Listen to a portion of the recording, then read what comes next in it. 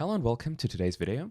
My name is Felix Quinkwe. I'm the head of AI at Maekersuite, and we spent the last few months developing the Video Content Explorer, which is a tool that allows you to understand what your audience is interested in, what types of videos you may upload, and it will give you suggestions on how to best grow your YouTube channel. The way that this tool works is that you'll first have to log into your Maekersuite account, which should lead you to a screen that looks somewhat like what you can see here. And then you can click on this Start Exploration button. Upon hitting that button, it will prompt you to enter a couple of keywords that relate to the topic that you'd like to produce videos about.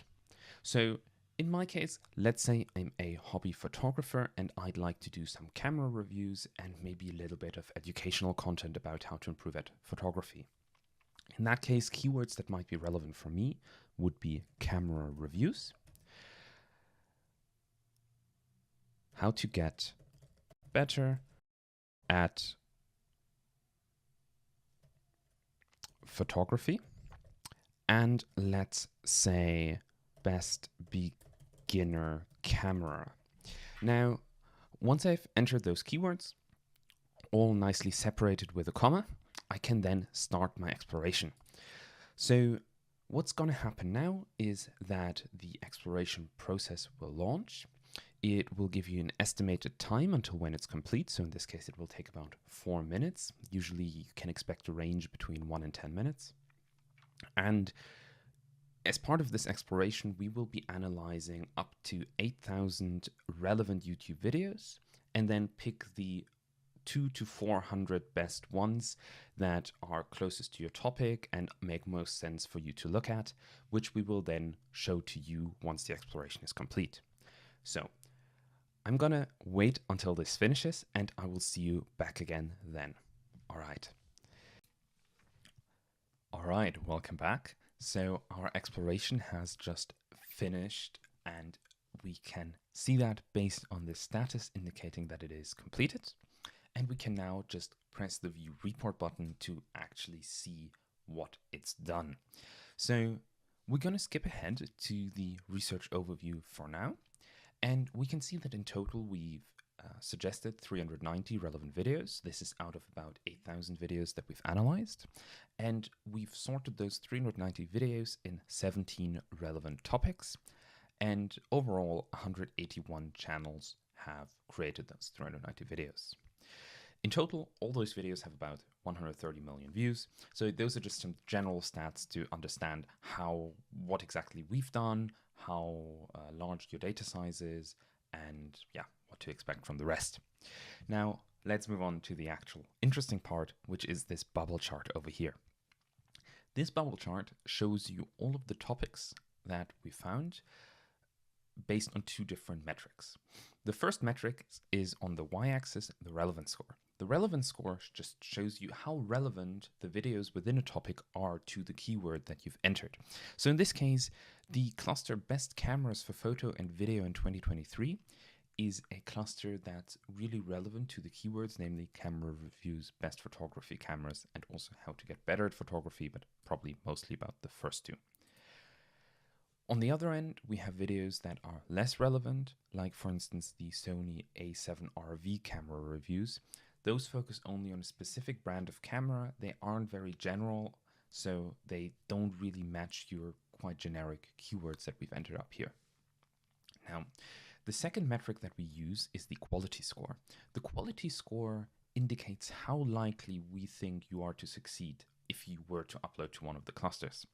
So something where it's very, very hard to succeed is Leica Camera Talks. This could have many reasons. Probably it's because the audience of people who are interested in Leica is rather small. It's a specific camera brand and also not a massive one. It's not like Sony or Canon or so. And there's also a very high chance that there's probably only very few channels that talk about Leica. So people might be used to watching those and might be less receptive to new content.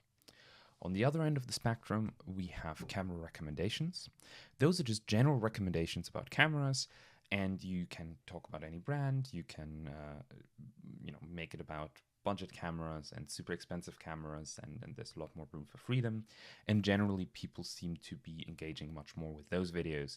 It's likely because they hit a much wider audience, and also there's probably a lot more channels within that cluster that are producing videos, so people might be more open to new content, or they might even be finding the content via the YouTube search function rather than by subscribing to a channel.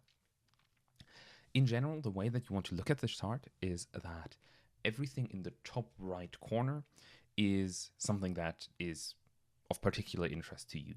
So if it's got a good quality score and good relevance, which is this top right corner up here, that's something that you will want to produce content about.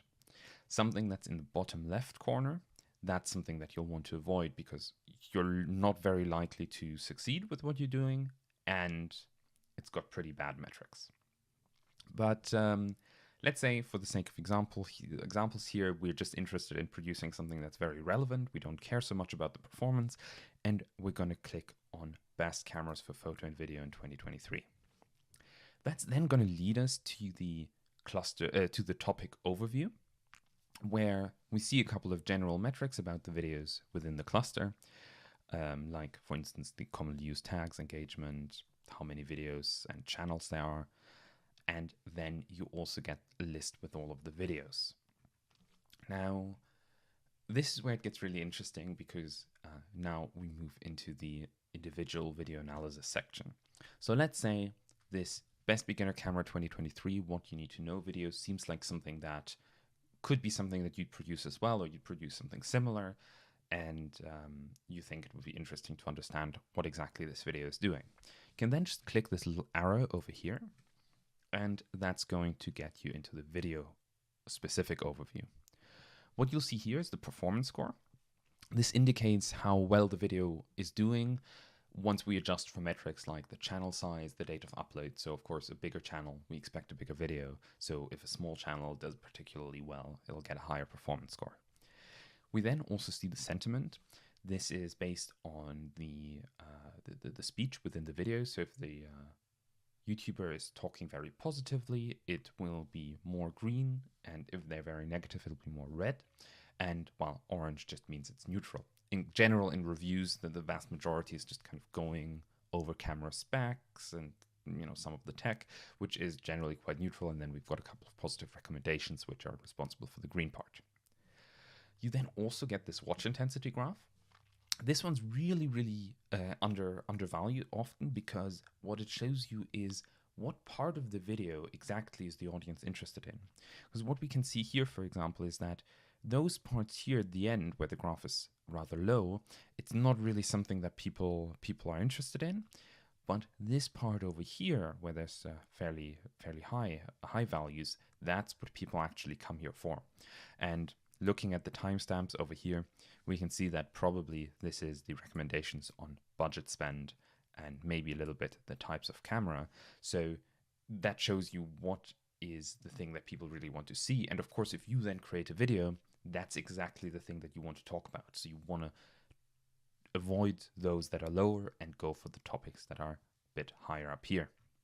Then down here, we've got the description that the YouTuber added to their video. So that comes, again, straight from YouTube, so it's the same data you'd see there. Then we also create a summary. This is based on what's been said during the video and just gives you information about what the video is about at a really quick glance. So you don't have to watch the whole thing. You can just read the summary and you'll get most of the relevant information. As a somewhat more detailed overview, you also get the outline. So this shows you a lot about how the video is structured. So you can see they start with an introduction where they first introduce the problem. You're overwhelmed. You don't know how to choose. Then they go into price ranges, which of course is one of the first things that people think about, and then go more and more into depth until they go to very detailed features of the cameras. So here you can look at a couple of different videos, and I recommend doing that for 5 or 10 videos that are similar to what you'd like to produce, and really try to understand what the structure is that they follow and take that information to then produce the best video you can. Now, the next thing is commonly used words in the video.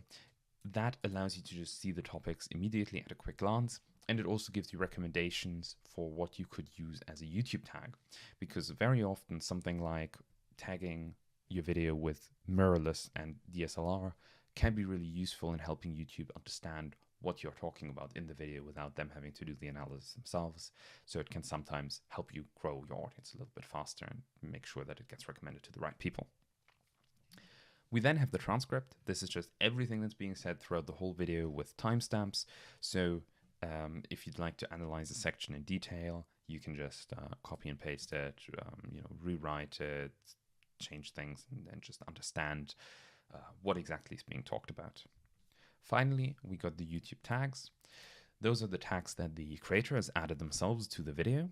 So in this case, those are just the default tags. So it's just what YouTube adds to every single video.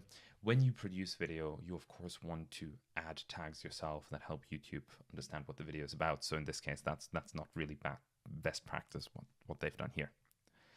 Now, finally, we got the related video section. This is about videos that YouTube believes people would like to watch next or would also be interested in. So if we look at what YouTube shows you up here, once you stop the video, truth about, let's see here, the truth about switching to mirrorless cameras, you can see that what we believe people are likely to watch very well matches up with what YouTube believes you will watch next. So yeah, it just allows you to understand what people are co-watching and kind of understanding what other videos or what other topics you might want to already talk about a little bit. Right, so that's it about an individual video.